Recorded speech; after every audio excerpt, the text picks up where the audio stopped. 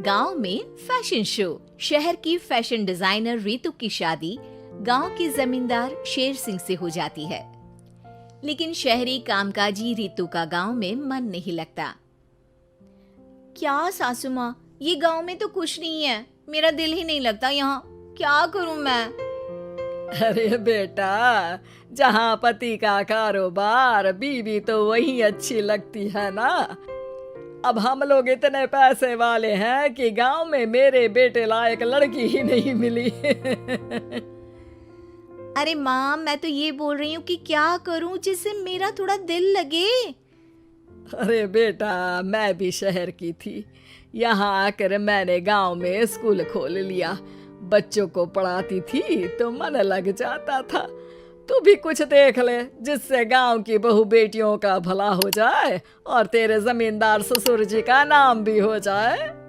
रितु क्या करती? Fashion designing वाले कपड़ों को गांव की औरतों पर कैसे ट्राई करती। लेकिन एक दिन, अरे क्या बात है डार्लिंग, बड़ी जल्दी उठ गई। और ये हाथ में फेविकॉल और कागज, कहाँ जा रही हो? मैंने सोच लिया है कि मैं अपना फैशन बुटीक खोलूंगी। गांव की औरतों को सजा धजा कर फैशन शो करूंगी और यहाँ की औरतों को भी शहर के फैशन से वाकिफ करवाऊंगी। फैशन और यहाँ की औरतें, अरे इन लोगों को तो बस चूल्हा चौका आता है। खाली समय में एक दूसरे के सर से जुएं निकालती हैं या फिर अचार पापड़ बनाती है। इन लोगों के बस के नहीं है फैशन को समझना। लेकिन रितु मानती नहीं। वो पूरे गांव में पोस्टर चिपका देती है कि किसी को भी नए डिजाइन के कपड़े पहनने का शौक है तो जल्दी जमींदार की बहू से मिले। लेकिन रितु की दुकान में 2 दिनों तक तो कोई आता ही नहीं। पर एक दिन, अरे कमला, क्या हुआ, क्या देख रही हो? ये पुतला देख रहा है दीदी। क्या दिख रहा है इसमें ऐसा? अब देखो तो दीदी, ये पुतला मेरे जैसा ही है ना, पतला दुबला लंबा, बस मैं काली और ये गोरा। तू ये बता, इस पुतले के कपड़े तुझे कैसे लग रहे हैं? अरे कपड़े तो बहुत ही सुंदर है दीदी, लेकिन तू ना बस कल इसी समय आ जाना और अपने जैसी 2-3 और को भी ले आना। अगले दिन कमला 2 लड़कियों को लेकर आ जाती है। रितु उन लोगों को अपने हाथ के सिले कपड़े पहनाती है और घर भेज देती है। उन लोगों को गांव की दूसरी औरतें भी देखती हैं। और फिर क्या, अगले दिन रितु जब दुकान खोलती है तो सामने बहुत सी औरतें उसके बनाए डिजाइनर कपड़े पहनने को तैयार खड़ी होती हैं। तुम लोगों को कपड़े के साथ ही हल्के मेकअप और स्किन केयर की भी क्लास देनी पड़ेगी। रितु गांव की औरतों को फैशन का ज्ञान देने में लग जाती है।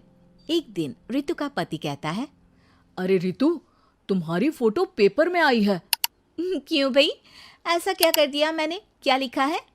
अरे लिखा है गांव में होगा अब फैशन वीक। अरे हाँ, कल ना कोई फोन आया था मीडिया वालों का, तो मैंने भी बोल दिया कि फैशन शो तो अब गांव में होगा। लग रहा है उसी की खबर बना दी है। तभी रितु को एक फोन आता है। हेलो, कौन बोल रहा है? जी मैं काम्या बात कर रही हूँ, लुक में फैशन वीक से।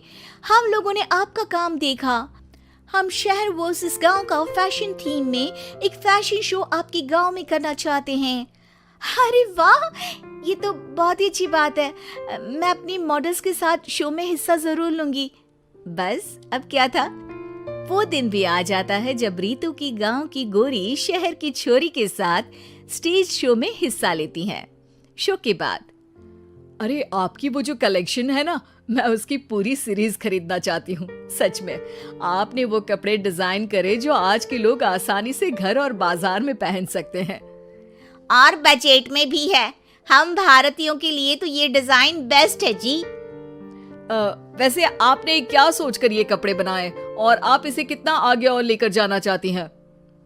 औरतें और फैशन एक दूसरे के पर्यायवाची है, तो ये किसने कहा कि गांव की औरतों को डिजाइनर कपड़े पहनने का हक नहीं? मेरा मानना है कि शौक सभी औरतों में होता है। जरूरत है तो बस उसे जगाने की, उनके हिसाब और बजट के कपड़ों की जो मैंने बनाए और सबको पसंद भी आए।